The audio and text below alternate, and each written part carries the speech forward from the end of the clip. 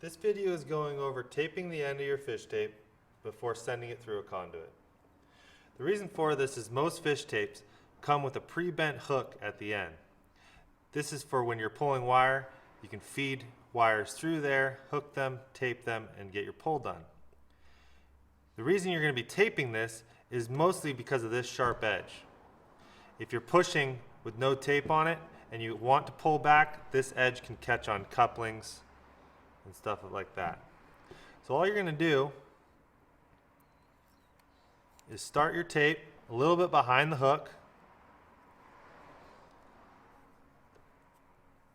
Make it nice and tight as you go through. Go past the end, only about an inch. You create a little tail on there.